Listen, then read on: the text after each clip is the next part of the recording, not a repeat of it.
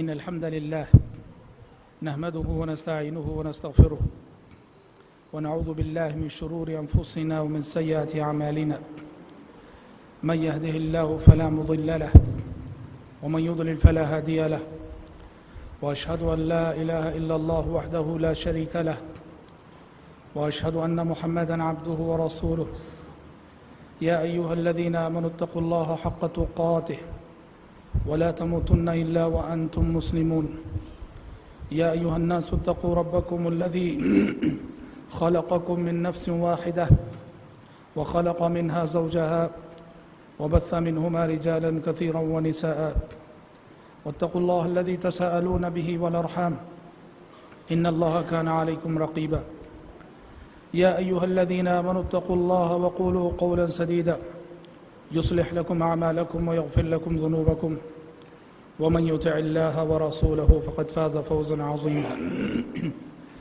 أما بعد فإن خير الحديث كتاب الله وخير الهدي هدي محمد صلى الله عليه وسلم وشر الأمور محدثاتها وكل محدثة بدعة وكل بدعة ضلالة وكل ضلالة في النار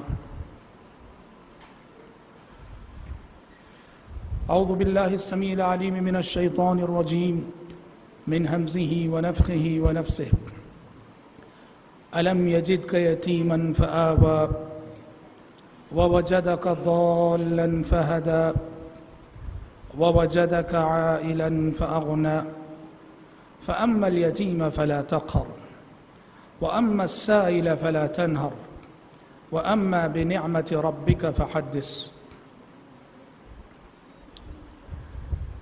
اللہ تبارک و تعالیٰ کا بے انتہا شکر و احسان ہے کہ جس کی توفیق سے ہم سب سیرت رسول کو سننے سنانے اور پڑھنے پڑھانے کے لیے یہاں جمع ہوئے ہیں۔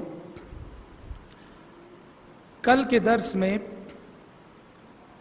ہم نے نبی کریم صلی اللہ علیہ وسلم کی ولادت سے پہلے عرب کا جو ماحول تھا، عرب کے جو حالات تھے، اس پر مختصراً روشنی ڈالی تھی، اور آج کے درس میں نبی کریم صلی اللہ علیہ وسلم کی پیدائش اور پیدائش کے بعد کے حالات پر انشاءاللہ تعالی روشنی ڈالی جائے گی۔ دیکھیے، نبی کریم صلی اللہ علیہ وسلم کی ولادت اور آپ کی پیدائش سے پہلے مکے میں دو عظیم واقعے ہوئے، اور یہ دو واقعے حقیقت میں یوں کہنا چاہیے کہ آپ صلی اللہ علیہ وسلم کی ولادت اور آپ کی پیدائش کی جانب قدرت کی جانب سے ایک اشارہ تھا۔ آپ صلی اللہ علیہ وسلم کی آمد اور دنیا میں آپ کے آنے کی تمہید کے طور پر قدرت نے دنیا والوں کو دو عظیم نشانیاں دکھائی جسٹ آپ کی ولادت سے پہلے۔ سب سے پہلا واقعہ یہ ہوا کہ زمزم کا کنواں دریافت ہوا۔ آب زمزم حضرت ابراہیم علیہ السلام کے زمانے تک اس کی تاریخ لوٹتی ہے۔ ابراہیم علیہ السلام کے زمانے کے بعد جب بعد کی نسلیں آئیں، مکہ جو ہے ویران ہو گیا تھا، اور نتیجے میں زمزم کا جو کنواں تھا، زمزم کا کنواں، اس کے علامات، اس کے نشانات مٹ چکے تھے۔ کوئی نہیں جانتا تھا کہ زمزم کا کنواں کہاں تھا، بس یہ تھا کہ مکے میں ایک کنواں تھا جسے زمزم کہا جاتا تھا، جو ابراہیم علیہ السلام، اسماعیل علیہ السلام کے دور میں جہاں سے پانی نکلا کرتا تھا، سارا مکہ اس سے سیراب ہوتا تھا۔ کوئی نہیں جانتا تھا کہ مکے میں اس کا مقام کہاں ہے، وہ جگہ کہاں ہے جہاں کے زمزم کا کنواں پایا جاتا تھا۔ پیارے نبی کی ولادت اور آپ کی پیدائش جیسے قریب ہوئی، قدرت نے یہ انتظام فرمایا کہ زمزم کا کنواں مکے والوں نے دریافت کر لیا۔ کیسے دریافت کیا؟ دریافت اس طرح سے ہوا کہ نبی کریم صلی اللہ علیہ وسلم کے جد امجد اور آپ کے دادا عبد المطلب کو اللہ تعالیٰ نے خواب دکھایا، اور خواب میں انہیں وہ جگہ بتائی گئی جہاں کے زمزم کا کنواں پایا جاتا ہے۔ عبد المطلب نے اس مقام کی کھدائی شروع کی جو خواب میں جو مقام کے دکھایا گیا تھا، تو واقعتاً زمزم کے علامات، زمزم کی نشانیاں، زمزم کے آثار، زمزم کے ثبوت ملنے لگے۔ جب مکے میں یہ خبر مشہور ہوئی کہ عبد المطلب کھدائی کر رہے ہیں اور زمزم کے پروف ملنے لگے ہیں انہیں، اور سارے لوگ آ گئے عبد المطلب سے مزاحمت کرنے لگے اور کہنے لگے کہ یہ ہمارا حق ہے، ہم کھدائی کریں گے، کیونکہ زمزم کو دریافت کرنا بڑے شرف کی بات تھی، بڑی عزت کی بات تھی۔ انہوں نے عبد المطلب سے آ کر تکرار کی، کہا کہ ہم تلاش کریں گے، ہم کھدائی کریں گے، ہم زمزم کو دریافت کریں گے۔ بالآخر کافی تکرار ہوئی۔ اللہ تعالیٰ نے اعزاز عبد المطلب کے مقدر میں لکھا تھا، اللہ کی تائید عبد المطلب کے ساتھ رہی۔ کافی تکرار کے باوجود بالآخر زمزم کی کھدائی کا شرف اور اعزاز عبد المطلب ہی کو حاصل ہوا۔ اور جب عبد المطلب کو یہ اعزاز حاصل ہوا، انہوں نے زمزم کے کنویں کو دریافت کیا، کھدائی کی، ایک نذر مانی انہوں نے، اللہ تعالیٰ سے ایک عہد و پیمان کیا انہوں نے کہا کہ اگر اللہ تعالیٰ مجھے زندگی میں 10 بچے دے دے، 10 ایسے بچے جو میرے باڈی گارڈ ہوں، میری حفاظت کرنے والے بچے، اگر 10 بچے اللہ دے دے گا، اس میں سے ایک بچے کو میں اللہ کے نام پہ قربان کروں گا، ذبح کروں گا۔ اور عبد المطلب کو 10 بچے اللہ نے دے دیے۔ ایک روایت کے مطابق انہیں 13 لڑکے تھے، ایک روایت کے مطابق 11 لڑکے تھے، ایک روایت کے مطابق 10، بہرحال 10 اولاد تو ہو گئی۔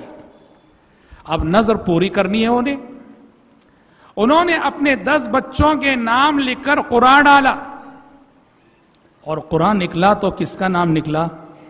عبداللہ کا نام نکلا۔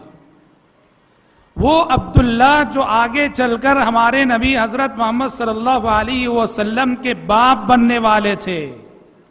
عبد المطلب نے اپنی نظر پوری کرنے کے لیے قرآن ڈالا تو عبداللہ کا نام نکلا۔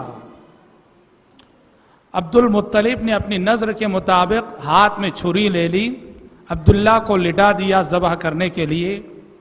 لوگوں نے انہیں بہت سمجھایا، بہت منع کیا، اتنا حسین و جمیل بچہ، اتنا سمجھدار بچہ ایسا نہ کریں۔ عبد المطلب نے کہا پھر میں اپنی نظر کا کیا کروں، اللہ سے جو میں نے وعدہ کیا اس کا کیا کروں؟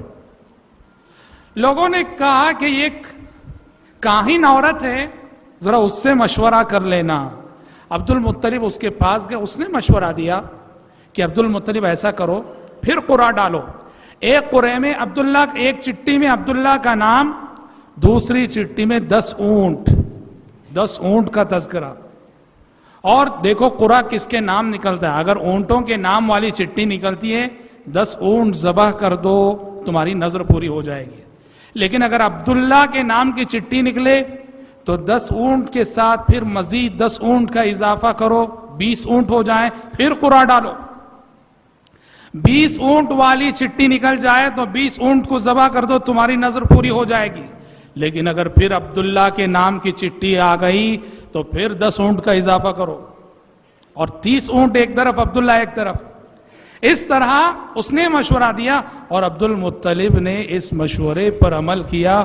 قرآن ڈالتے گئے، پہلی مرتبہ ایک طرف عبداللہ، دوسری طرف 10 اونٹ، قرآن نکلا عبداللہ کے نام کا، ذبح نہیں کر سکتے تھے، 10 اونٹ کا اضافہ کیا، پھر قرآن ڈالا، ایک طرف عبداللہ، دوسری طرف 20 اونٹ، قرآن نکلا عبداللہ کے نام کا، اللہ اکبر، پھر 10 اونٹ کا اضافہ کیا، پھر قرآن ڈالا، ایک طرف عبداللہ، دوسری طرف 30 اونٹ، نام نکلا پھر سے عبداللہ کا، یہاں تک کہ کتنے ہو گئے؟ 100 اونٹ ہو گئے۔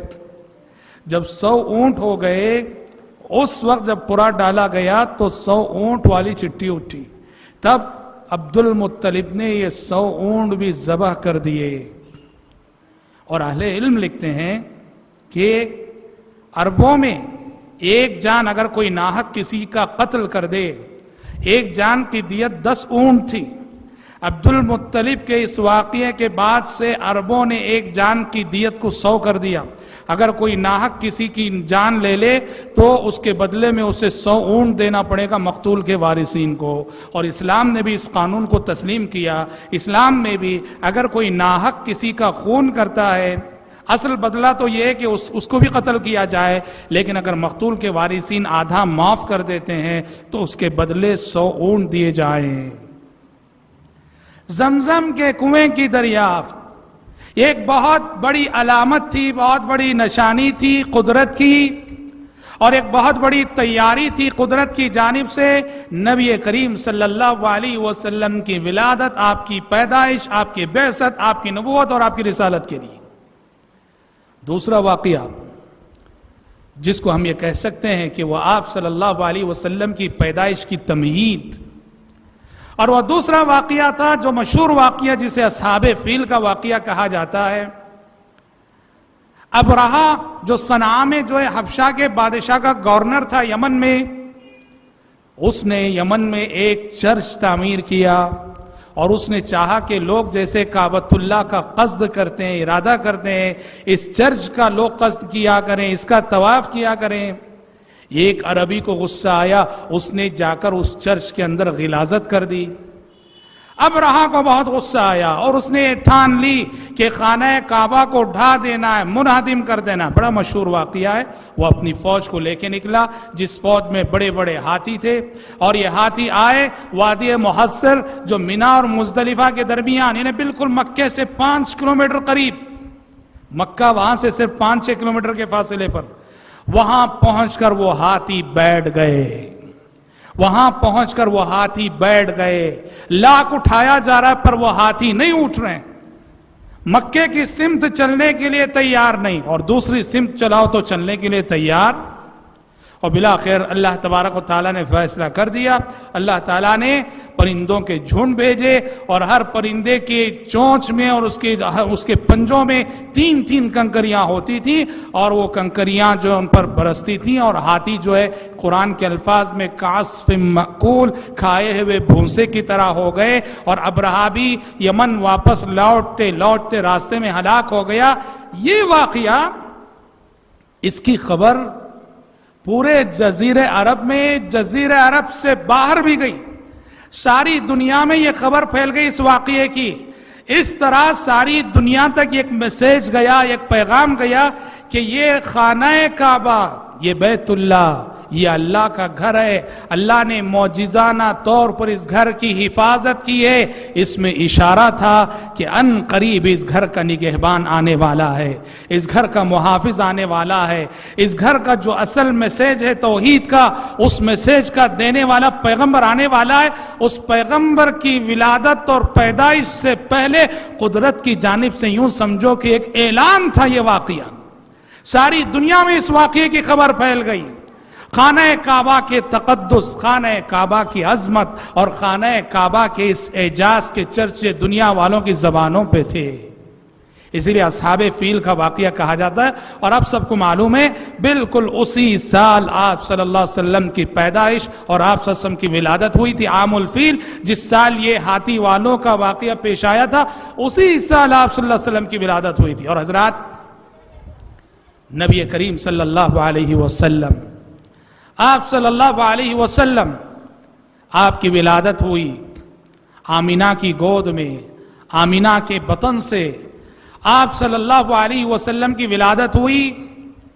9 ربیع الاول کی تاریخ تھی، پیر کا دن تھا، اور انگریزی تاریخ کے اعتبار سے 20 اپریل یا ایک روایت کے مطابق 22 اپریل 571 570 پر 1 عیسوی، 20 اپریل 570 پر 1 عیسوی یا 22 اپریل 570 پر 1 عیسوی کو مکے میں آفتاب رسالت طلوع ہوا اور آپ صلی اللہ علیہ وسلم کی ولادت ہوئی. اور آپ کی ولادت کے حوالے سے 3 باتیں بہت ہی زیادہ قابل ذکر ہیں. سب سے پہلی بات جو آپ کی پیدائش اور آپ کی ولادت کے حوالے سے قابل ذکر ہے یہ کہ اللہ تعالیٰ نے آپ کو عرب کے اور مکے کے ایک بہت ہی معزز گھرانے میں پیدا کیا. دوسرے الفاظ میں اگر کہیں تو آپ بہت ہی اعلیٰ حسب و نسب والے تھے. کیوں؟ دیکھو ایک چیز ہم آپ کو بتا دیں، عربوں کے نزدیک حسب و نسب کی بڑی اہمیت تھی. نسب، آج بھی عرب اپنے نسب کو یاد رکھتے ہیں. ہر عربی کے گھر میں آپ دیکھیں گے اس کا پورا شجرہ رہے گا.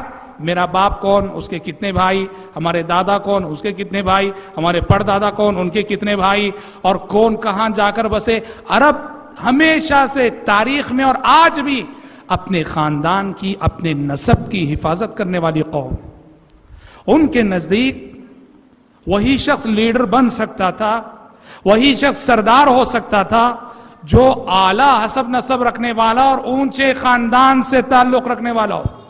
اور حسب و نسب کی اہمیت کا اندازہ آپ اس بات سے کیجئے، انسان تو انسان، وہ اپنے جانوروں کا حسب و نسب بھی یاد رکھتے تھے، اپنے جانوروں کا نسب یاد رکھتے تھے. گھوڑے ہوتے تھے ان کے پاس اور گھوڑے کا نام ہوتا تھا. عربوں کے پاس پورا شجرہ ہوتا، میرا یہ جو گھوڑا ہے اس کا باپ کون، اس کا باپ کون، اس کا باپ کون. گھوڑوں کا نسب ہوتا تھا. جو قوم جانوروں کے نسب کو اتنی اہمیت دے وہ اپنے نسب کو کتنی اہمیت نہیں دے گی. نسب کی بڑی اہمیت تھی ان کے پاس، اور اسی کی لیڈرشپ کو وہ تسلیم کرتے تھے جو اونچے حسب و نسب والا ہو. نتیجے میں اللہ تبارک و تعالیٰ نے اپنے نبی، آخری رسول، آخری پیغمبر محمد صلی اللہ علیہ وسلم کو اس دولت سے، اس انعام سے نوازا کہ آپ حسب و نسب کے اعتبار سے بہت ہی اونچے تھے. کیوں؟ قریش جو آپ کا قبیلہ ہے، قریش یہ پورے عرب کا بہت ہی اونچا خاندان، اور قریش کی بھی بہت ساری شاخیں، ان میں سے خاص طور پہ بنو ہاشم جو آپ صلی اللہ علیہ وسلم کا خاندان. سارے عرب میں قریش کی امامت مسلم تھی، اور سارے قریش کے قبائل میں بنو ہاشم کی امامت مسلم تھی. اور اللہ تعالیٰ نے پیارے نبی کو انہی قریش کے اندر اور انہی قریش کی شاخ بنو ہاشم کے اندر پیدا کیا. پیارے نبی نے صحیح مسلم کی اس حدیث میں اسی جانب اشارہ کرتے ہوئے فرمایا کہ ان اللہ اصطفى کنانۃ من ولد اسماعیل، ان اللہ اصطفى کنانۃ من ولد اسماعیل واصطفى قریشا من کنانہ واصطفى بنی ہاشم من قریش واصطفانی من بنی ہاشم. کیا فرمایا نبی کریم صلی اللہ علیہ وسلم نے؟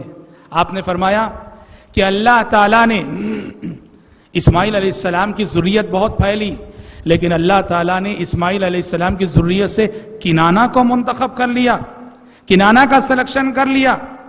کنانہ کے بہت سارے بچے تھے، اللہ نے اس میں سے قریش کو سلیکٹ کر لیا، قریش کو چن لیا. قریش کے بہت سارے بچے تھے، اللہ تعالیٰ نے اس میں سے بنو ہاشم کو چن لیا.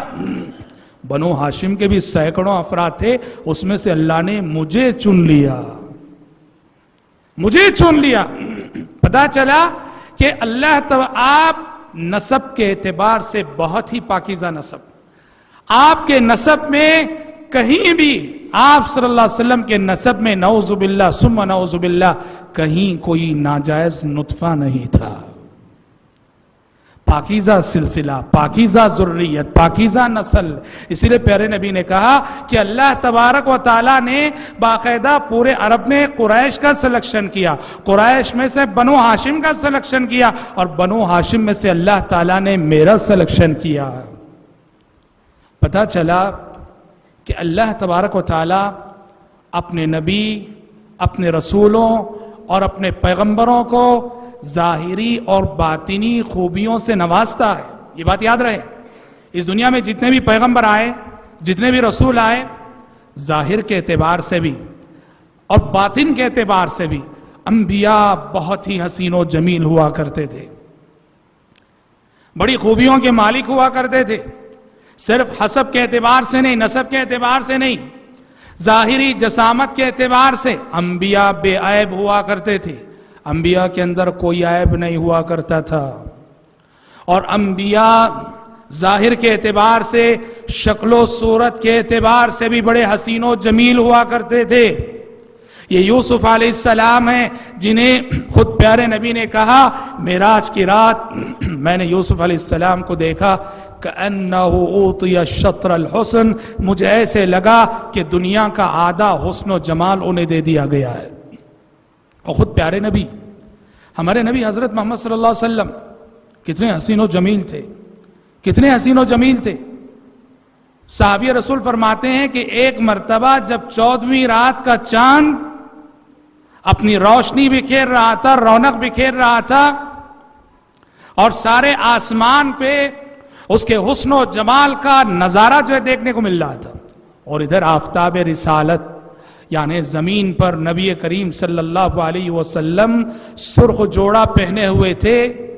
صحابی کہتے ہیں ایک چاند آسمان پہ تھا، ایک چاند زمین پہ تھا، زمین پہ آفتاب رسالت نبی کی شکل میں، اور آسمان پر 14ویں رات کا چاند، اس کا حسن و جمال بھی میں دیکھ رہا تھا، اس کا حسن و جمال بھی میں دیکھ رہا تھا۔ میں کبھی چاند کو دیکھتا، کبھی نبی کے چہرے کو دیکھتا، یہ فیصلہ کرنے کے لیے کہ کون زیادہ حسین و جمیل ہے۔ صحابی کہتے ہیں کافی دیر دونوں کے چہرے کو غور کرنے کے بعد مجھے مجبور ہو کے فیصلہ کرنا پڑا کہ آفتاب رسالت 14ویں رات کے چاند سے زیادہ حسین و جمیل ہے۔ صلوات اللہ وسلام علیہ۔ پیغمبر ہر رسول کو اللہ تبارک و تعالی ظاہری اور باطنی خوبیوں سے نواز کر دنیا میں بھیجتا ہے۔ طاقت کتنی تھی جانتے ہیں آپ؟ جی، پیارے نبی کو قوت کتنی تھی، طاقت کتنی تھی؟ حضرت انس بن مالک رضی اللہ عنہ فرماتے ہیں کننا نتحدث انہ اعطی قوت 30 رجلا۔ حضرت انس فرماتے ہیں ہم صحابہ آپس میں بات کر لیتے تھے کہ اللہ تعالیٰ نے ہمارے نبی حضرت محمد صلی اللہ علیہ وسلم کو 30 آدمیوں کی قوت دے رکھی ہے، 30 آدمیوں کی قوت۔ عرب کا ایک بہت مشہور پہلوان تھا، رکانہ پہلوان۔ اس کی تاریخ تھی کہ اس نے کشتی میں کسی نے اس کو پچھاڑا نہ تھا، کشتی میں اس نے ہمیشہ فتح پائی تھی، کسی نے رکانہ پہلوان کو کشتی میں ہرایا ہو کوئی ثبوت نہ تھا۔ لیکن پیارے نبی سے جب وہ مقابلہ کرنے کے لیے آیا، یہ رکانہ پہلوان کو پیارے نبی نے پچھاڑ کے رکھ دیا۔ دیکھو پیغمبر کے اندر، اور یہ اللہ کے تمام پیغمبروں میں ظاہری اور باطنی خوبیاں اور کمالات سے نواز کر اللہ تعالیٰ پیغمبروں کو بھیجتا ہے۔ خندق کے موقع پہ مدنی زندگی میں ہم پڑھیں گے، غزوہ خندق کے موقع پر ایک بہت بڑی صحابہ کھدائی کر رہے ہیں زمین کی، بہت بڑی چٹان آ گئی، بہت بڑی چٹان، صحابہ پھوڑنے کی کوشش کر رہے ہیں، چٹان نہیں پھوٹ رہی ہے۔ پیارے نبی کے پاس عرض کیا اللہ کے نبی وہ چٹان آ گئی، ہم سے پھوڑی نہیں جا رہی ہے۔ پیارے نبی کدال لے کر آگے بڑھے اور آپ صلی اللہ علیہ وسلم نے ایک ضرب لگائی، آپ کے ضرب سے چٹان کے ٹکڑے ٹکڑے ہو گئے۔ 3 ضربیں آپ نے لگائیں، 3 مار آپ نے ماری، اور ہر ضرب پر چٹان کے ٹکڑے ہوتے تھے۔ کہنا یہ کہ جب اللہ تعالیٰ نے ہمارے نبی محمد صلی اللہ علیہ وسلم کو حسب و نسب کے اعتبار سے بہت اونچا بنایا، تو یہ کمال اور خوبی صرف حسب و نسب کی حد تک نہیں، اللہ اپنے پیغمبروں، اپنے نبیوں، اپنے رسولوں کو اسی طرح سے ظاہری باطنی خوبیوں سے نواز کر بھیجتا ہے۔ اور حضرات یہ پہلی بات تھی آپ کی ولادت اور پیدائش کے حوالے سے کہ نسب کے اعتبار سے آپ بہت اونچے تھے۔ دوسری بات جو آپ کی ولادت اور پیدائش کے حوالے سے بہت ہی زیادہ قابل ذکر ہے، وہ ہے آپ صلی اللہ علیہ وسلم کی یتیمی۔ آپ پیدا ہوئے تو یتیم پیدا ہوئے، آپ ابھی ماں کے پیٹ میں تھے کہ آپ کے والد دنیا سے چل بسے، ماں نے آپ کی پرورش کی، اور ماں ابھی آپ صلی اللہ علیہ وسلم صرف 6 سال کے ہوئے کہ ماں آمینہ بھی اس دنیا سے چل بسی۔ پیارے نبی یتیم ہوئے اور یتیم پیدا ہوئے، اور آپ صلی اللہ علیہ وسلم کی یتیمی کیا میسج دیتی ہے، کیا پیغام دیتی ہے؟ یاد رکھو آپ صلی اللہ علیہ وسلم کی یتیمی کا سب سے پہلا میسج اور سب سے پہلا پیغام یہ ہے کہ اگر قدرت دنیا میں کسی بچے کو یتیم کرتی ہے تو یہ نہ کہو کہ قدرت اس پہ ظلم کر رہی ہے، کیونکہ محمد صلی اللہ علیہ وسلم اللہ کے سب سے پیارے بندے، اس زمین پر جتنے انسان جنم لیے اور قیامت تک جتنے انسان جنم لیں گے، اللہ کے نزدیک محمد صلی اللہ علیہ وسلم سے زیادہ پیارا اور محبوب کوئی انسان نہیں، کوئی بندہ نہیں۔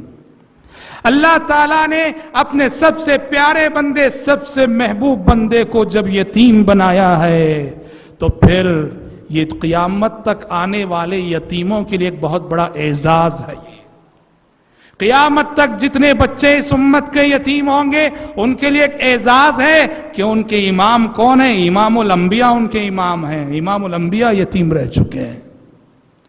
تو لہٰذا قدرت کو الزام نہ دو، یہ نہ کہو کہ قدرت نے فلاں کے والدین کو لے کر نعوذ باللہ ثم نعوذ باللہ ظلم کیا ہے، اس لیے کہ قدرت نے، اللہ نے اپنے سب سے محبوب بندے کو یتیم بنایا۔ اور آپ صلی اللہ علیہ وسلم کو اللہ نے جو یتیم بنایا، اس کے پیچھے ایک فلسفہ، ایک حکمت یہ بھی سمجھ میں آتی ہے کہ اللہ نے آپ کو اس لیے یتیم بنایا، اللہ کی مشیت یہ ہوئی کہ آپ صلی اللہ علیہ وسلم بچپن ہی سے اللہ کی تربیت میں رہیں۔ ماں باپ کی تربیت نہیں چاہیے، ماں باپ کی تربیت، کیونکہ آپ اللہ کے رسول ہیں، آپ کو رسول بننا تھا، آپ کو پیغمبر بننا تھا، اور اس کے لیے جو تربیت چاہیے تھی، قدرت نے چاہا کہ یہ میرا بندہ بچپن ہی سے خالص میری تربیت میں رہے۔ اور حضرات، نبی کریم صلی اللہ علیہ وسلم کی یتیمی کا ایک اور میسج اور ایک پیغام، وہ کیا ہے؟ آپ صلی اللہ علیہ وسلم کی یتیمی یہ میسج اور پیغام بھی دیتی ہے کہ دنیا میں جو بچے یتیم ہوتے ہیں آگے چل کر وہ بہت بڑے بنتے ہیں۔ یہ بات یاد رکھیے، دنیا میں جو بچے یتیم ہوتے ہیں، بچپن میں جو یتیم ہوتے ہیں، ان میں سے بہت سارے آگے چل کے بہت بڑے بننے والے ہوتے ہیں۔ کیوں جانتے ہیں؟ دیکھیے، ایک یتیم کی پرورش اور ایک وہ بچہ جس کے ماں باپ ہوتے ہیں، دونوں کی پرورش میں زمین آسمان کا فرق رہتا ہے۔ جس بچے کے ماں باپ ہیں وہ بچہ بڑے ناز و نیام میں پلتا ہے، بڑے نخروں میں پلتا ہے، وہ خود کھاتا نہیں، ماں باپ کھلاتے ہیں، وہ خود نہاتا نہیں، ماں باپ نہلاتے ہیں، وہ خود پہنتا نہیں، ماں باپ پہناتے ہیں۔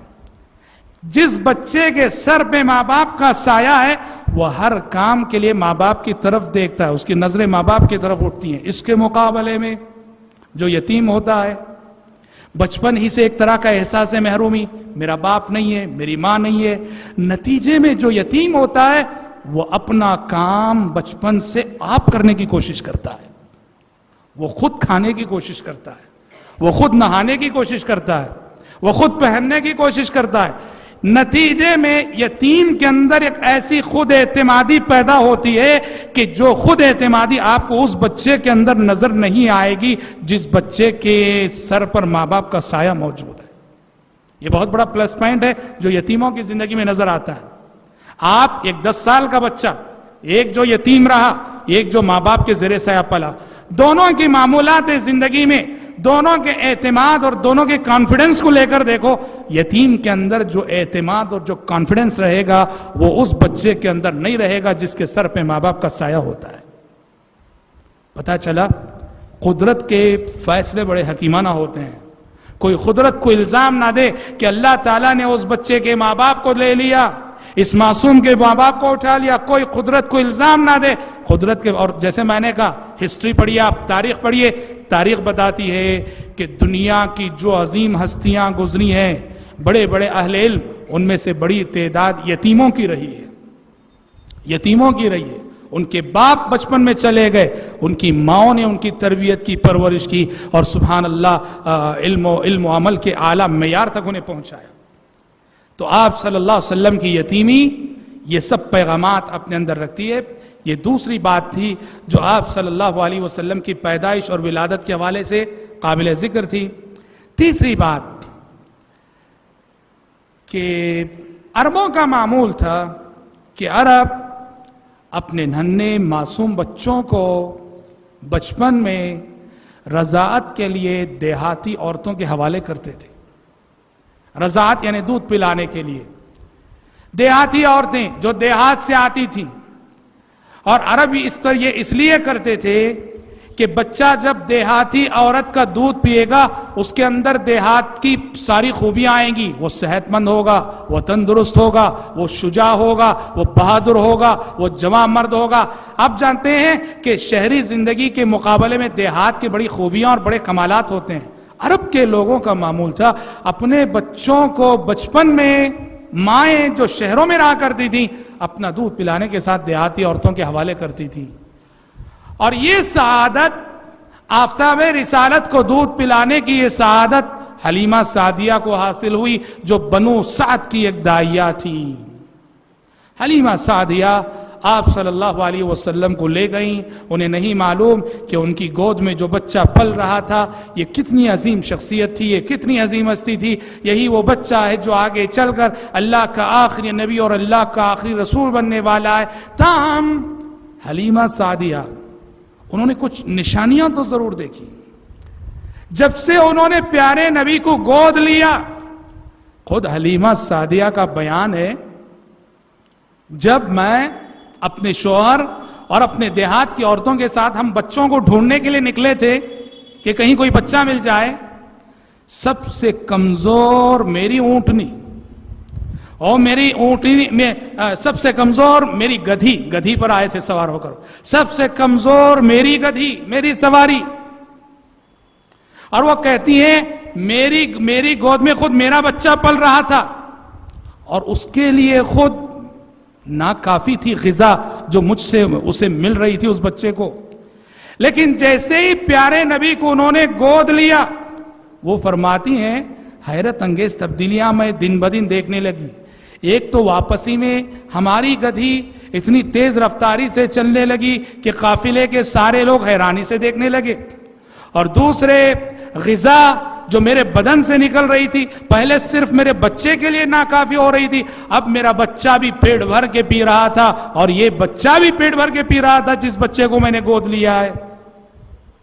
پیارے نبی صلی اللہ علیہ وسلم حلیمہ سعدیہ کے گھر پرورش پانے لگے۔ وہاں ایک واقعہ پیش آیا، جب آپ حلیمہ سعدیہ کے گھر پرورش پا رہے تھے وہاں ایک واقعہ پیش آیا جب آپ کی عمر 4 سال کی تھی اور آپ حلیمہ سعدیہ کے بچوں کے ساتھ کھیل رہے تھے۔ واقعہ یہ ہوا کہ آسمان سے فرشتے تشریف لائے، جبریل امین تشریف لائے، آپ صلی اللہ علیہ وسلم 4 سال کی عمر کے تھے اور حلیمہ سعدیہ کے بچوں کے ساتھ کھیل رہے تھے۔ جبریل امین نے پکڑ کر آپ کو لٹایا، آپ صلی اللہ علیہ وسلم کا سینہ چیرا، انسانی تاریخ کا پہلا آپریشن۔ ہاں، انسان آج سینہ چیر رہا ہے، آج سے 1400 سال پہلے کوئی سوچ بھی نہیں سکتا تھا کہ انسان کا سینہ چیرا جا سکتا ہے۔ آج ایک ہسپتال میں روزانہ کتنے سینے چیرے جا رہے ہیں۔ 1400 سال پہلے جبریل امین آئے، آپ صلی اللہ علیہ وسلم کو 4 سال کے آپ کو لٹایا، آپ کا سینہ چیرا گیا اور آپ کے دل کو نکالا گیا، سونے کا تشت اور زمزم کا پانی جو لایا گیا تھا اس سے آپ کے دل کو دھویا گیا۔ حلیمہ سعدیہ کے بچے دیکھ رہے تھے، بہت پریشان ہوئے، فوراً گئے اور اپنی ماں سے کہا کہ ماں، ہمارا جو ہاشمی بھائی ہے اس کے ساتھ عجیب و غریب واقعہ پیش آیا، کوئی آئے اس کو لٹائے، اس کو چیر دیے۔ حلیمہ سعدیہ پریشان ہو کر آئیں، اس وقت تک فرشتے اپنا کام کر کے جا چکے تھے اور پیارے نبی 4 سال کا بچہ، پیارے نبی صلوات اللہ وسلم علیہ، آپ حیران پریشان کھڑے ہوئے تھے۔ حلیمہ سعدیہ نے کہا بیٹا کیا ہوا تمہارے ساتھ؟ پیارے نبی نے کہا کچھ نہیں معلوم، کوئی آئے، انہوں نے مجھے لٹایا، میرے ساتھ کچھ کیے اور چلے گئے۔ حضرات جانتے ہیں اس کو کہا جاتا ہے واقعہ شق صدر، واقعہ شق صدر، آپ صلی اللہ علیہ وسلم کے سینے کو چیرنے کا واقعہ۔ اور یہ واقعہ نبی کریم صلی اللہ علیہ وسلم کے ساتھ زندگی میں راج قول کے مطابق 2 مرتبہ پیش آیا۔ 2 مرتبہ ایسا ہوا کہ آسمان سے فرشتے آئے، ملائکہ آئے، آپ کے سینے کو چیرا گیا، آپ صلی اللہ علیہ وسلم کے دل کو زمزم کے پانی سے اور جنت سے لائے ہوئے تش میں دھویا گیا۔ ایک تو اس وقت جب آپ 4 سال کے تھے، اور ایک جو انشاءاللہ ہم پڑھیں گے اسراء و معراج کی رات، جب اسراء و معراج کا سفر پیش آیا، آسمان پر لے جانے سے قبل فرشتوں نے اس وقت بھی آپ کے ساتھ یہ آپریشن کیا تھا. اور حضرت انس بن مالک رضی اللہ عنہ کہا کرتے تھے، مسلم شریف کی حدیث ہے کہ آپ صلی اللہ علیہ وسلم کے بڑے ہونے کے بعد بھی میں آپ کے سینے میں وہ جو ٹاکے فرشتوں نے ڈالے تھے سیا گیا تو اس کے نشانات کو دیکھا کرتا تھا. صحیح مسلم کی حدیث ہے. سوال یہ ہے یہ کیوں ہوا ایسا؟ 4 سال کی عمر میں آپ کا سینہ چیرا گیا، آپ کا دل نکالا گیا اور اس کو زمزم کے پانی سے دھویا گیا. کیا فلسفہ ہے، کیا حکمت ہے، کیوں اس طرح سے کیا گیا؟ یہ جانتے ہیں اصل میں کیا چیز ہے؟ یہ دراصل قدرت کی جانب سے ایک انتظام تھا. کس چیز کا انتظام؟ پیارے نبی کے دل کو زمزم کے پانی سے دھو کر، جنت سے لائے ہوئے تش میں دھو کر آپ کے دل کے اندر ایک ایسی روحانی طاقت عطا کی گئی کہ جس سے شیطان اور شیطانی طاقتیں آپ پر قابو نہ پا سکیں اور آپ کا کردار بے داغ رہے، آپ کیریکٹر کے اعتبار سے، اخلاق کے اعتبار سے بالکل بے داغ رہے. یہ کیوں کیا جانتے ہیں؟ دیکھو ہمارے نبی کو نبوت کتنے سال میں ملی؟ 40 سال میں ملی. جب آپ عمر کے 40ویں سال میں تھے، نبوت 40ویں سال میں ملی.